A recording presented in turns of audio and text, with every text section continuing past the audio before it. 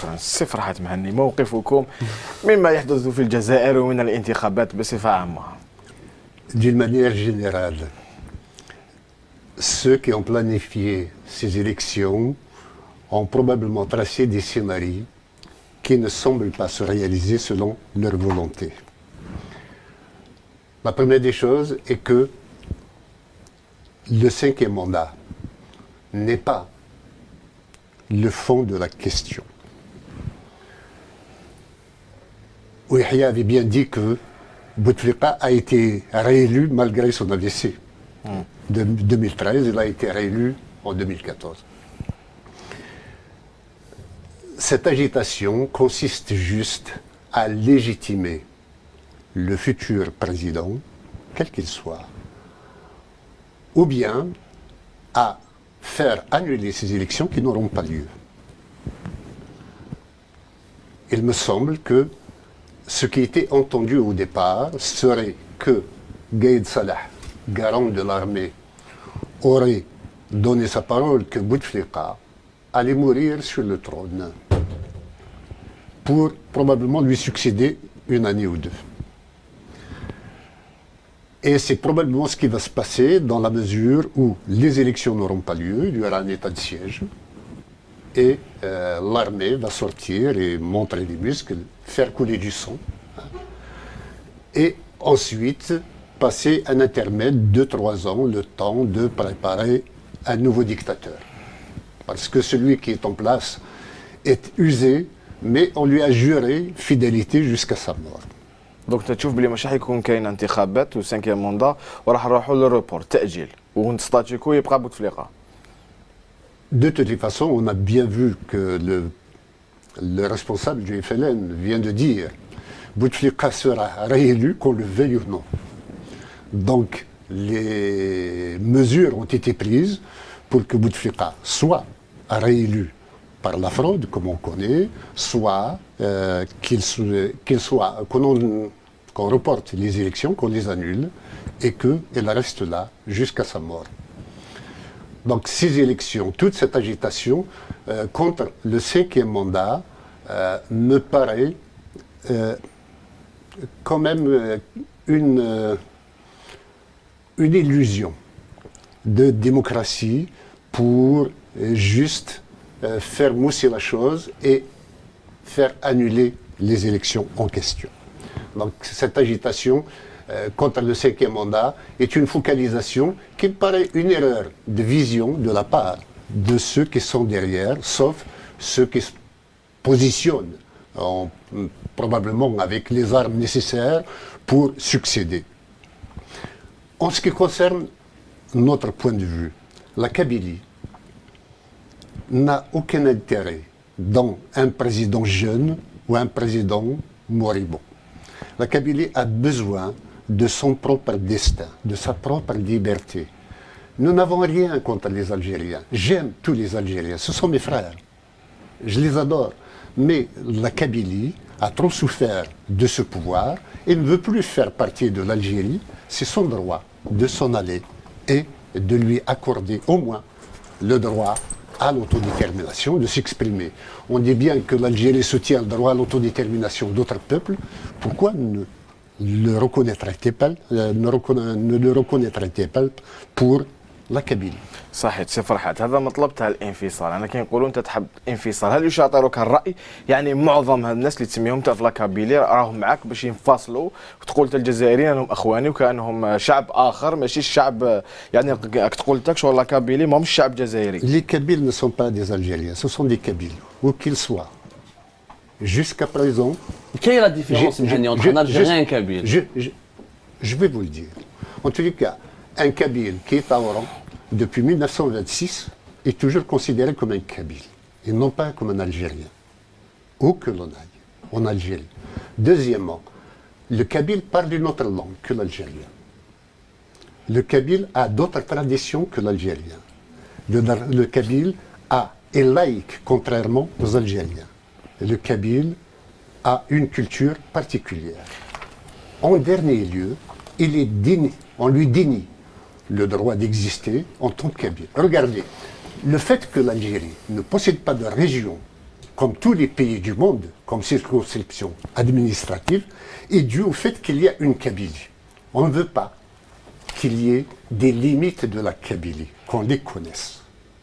La Kabylie a besoin, finalement, elle a rendu service à l'Algérie, peut-être à tort, hein, parce qu'il y en a qui lui reprochent peut-être le rôle de premier plan joué pendant la guerre d'indépendance pour faire partir le colonisateur français, et que maintenant, il faut qu'il soit châtié pour ça. Je crois que les Kabyles sont victimes, en tous les cas, de racisme étatique, officiel, victimes de discrimination, et que, quel que soit le grade, la compétence qu'on puisse avoir, les postes politiques, même si ces derniers temps, ça change un peu grâce au MAC, hein, sont réservés à d'autres et non pas aux Kabyles. Les Kabyles sont de bons techniciens, de bons seconds.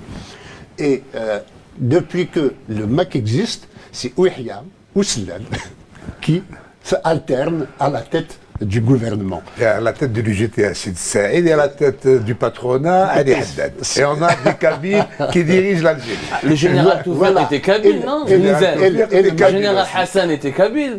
C'est-à-dire, M. Farhad, moi, je voudrais juste savoir, si on met une liste... Si vous parlez de cette façon, écoutez, du temps de la France, il y avait bien des Algériens qui occupaient des premiers postes aussi. Hein. Ce n'est pas les Kabyles de service, on en connaît. Et de toutes les façons, ceux qui sont au pouvoir en tant que Kabyles ne sont pas les représentants des Kabyles. Ils n'ont pas été élus pour cela.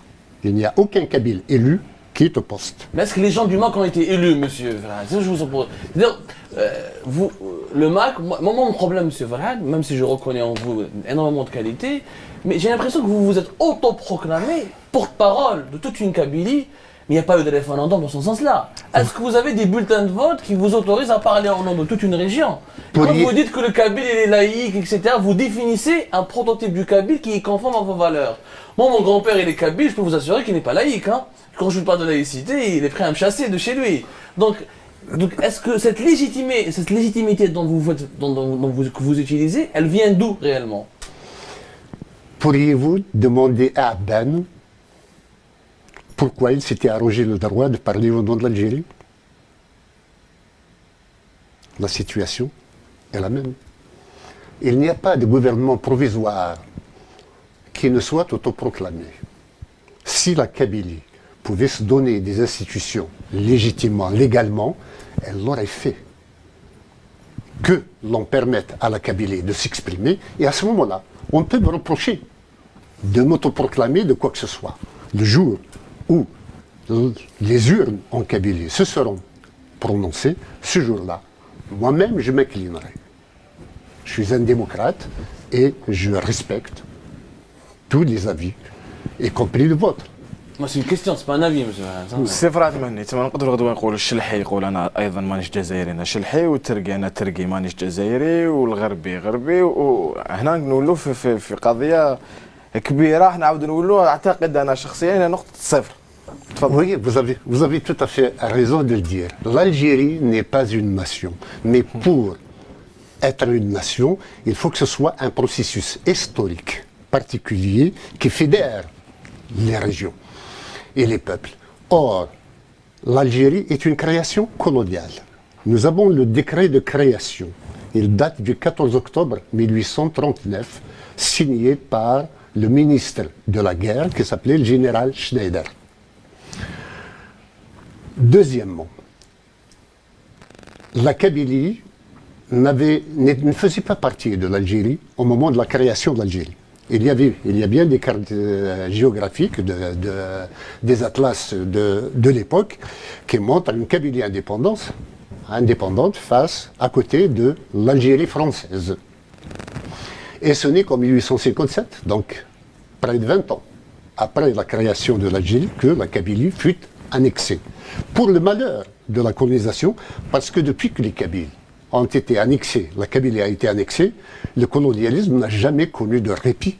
Et ce n'est pas par hasard que le mouvement national soit né en France dans les milieux ouvriers kabyles. la Kabylie, pendant que ailleurs, c'était les ulama qui dominaient et qui demandaient, ça c'est historique et tout le monde peut le voir, Assimilation. ne demandaient que l'assimilation. C'est-à-dire qu'ils voulaient rester français, mais musulmans. Voilà la différence qu'il y avait. Et à la guerre d'indépendance, sans la Kabylie, la guerre n'aurait jamais été déclarée. C'est en Kabylie que le premier tract a été tiré. Ce sont des Kabyles qui ont été envoyés dans d'autres régions pour tirer la première cartouche le 1er novembre. Là, tu nies les ORS, Farhad. Il y a les ORS, notamment La première cartouche était là-bas, l'affaire de Tiranimine. On a... Ben Bouled n'a pas été envoyé de la Kabylie. Non, il n'a pas été envoyé de la Mehdi Kabylie, non plus. mais il n'y a pas eu de première cartouche le 1er novembre. Il y a eu adhésion de Ben Boulaïd. D'ailleurs, il n'a pas vu le congrès de la Soumane. Ce n'est pas par hasard que le congrès de la Soumane, qui a donné les fondements de l'État algérien, se soit passé en Kabylie et non pas ailleurs. Non pas que la Kabylie était moins colonisée, elle était la plus surveillée. C'était même la région la plus militarisée de l'époque, parce que c'était la plus remuante.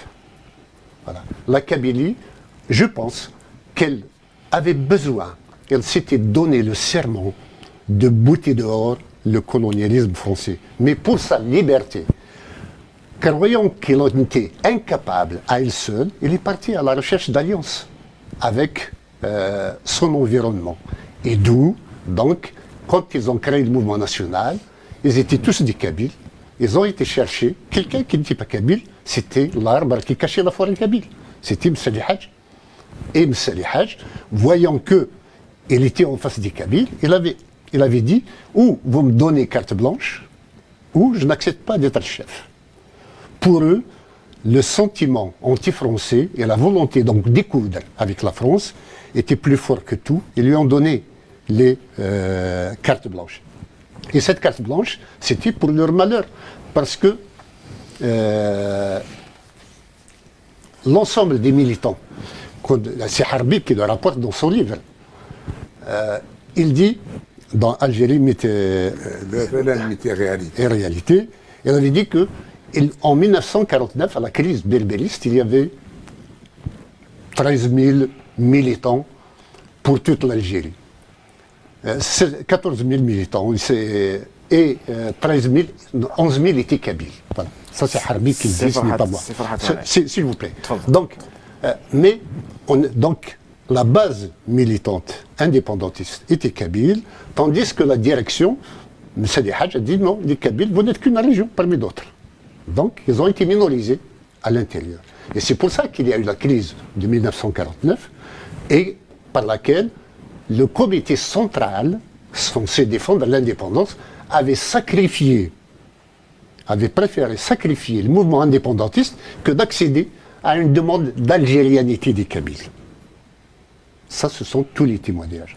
Ensuite, la guerre d'indépendance, on vient d'en parler, et à l'indépendance, bon, c'était ceux qui n'avaient pas fait la guerre, qui sont entrés avec des armées du Maroc et de Tunisie et qui ont imposé une guerre à la Kabylie pour qu'elle dépose des armes. Et c'était Hussein Ahmed qui a été, à l'époque, le leader de la Kabylie. La Kabylie a été battue. صح. نبي revenir à aujourd'hui. فوالا السؤال تاعي واش يقول؟ انت تتكلم بالماضي حقك، لكن الان شحال الناس اللي وافقوك ربما هذا الطرح في منطقه القبائل؟ Organisons un référendum. Ce n'est pas à moi d'avancer des chiffres. Moi, je ne demande qu'à les connaître, comme vous. Mais sur quelle base, M. Mani? Il n'y a pas de rébellion en Kabylie, il n'y a pas de manifestation, il n'y a pas des millions de Kabyles qui demandent. C'est-à-dire la Kabylie n'est pas la Catalogne, M. Mani. Les Kabyles occupent autant de postes, si ce n'est plus de postes que les autres régions. Moi, j'ai fait le tour de l'Algérie, M. Mani. Est-ce que vous ne pensez pas qu'il y a d'autres régions plus martyrisées que la Kabylie? Allez, est-ce que vous avez fait le sud? Est-ce que vous avez fait les hauts plateaux? Est-ce que vous avez fait l'intérieur du pays? Ils ont des budgets beaucoup moins importants, des infrastructures beaucoup moins importantes, la misère sociale est beaucoup moins importante. Donc, c'est-à-dire sur quelle base vous voulez qu'on organise un référendum réellement? Sur la base de la revendication de la rue Kabyle. Vous voyez le 20 avril, quand le MAC appelle à la marche, ceux qui descendent dans la rue. Y a-t-il quelqu'un qui peut faire autant? Aussi bien en Kabylie que dans d'autres régions que vous citez. La Kabylie réclame son dû. à travers nous. Si nous ne représentons rien, mettons cela en jeu. Nous allons aux urnes. Nous sommes des démocrates, je vous l'ai dit. Et n'essayez pas de comparer la Kabylie à d'autres régions. Quelquefois, on compare un volcan à une petite explosion. Voilà. Avec tout le respect que je dois à tout le monde. Mais Donc, comment va votre mouvement? Il n'y a pas eu des sessions récemment, monsieur Mené. Qu'est-ce que vous en pensez? Vous avez été beaucoup critiqué.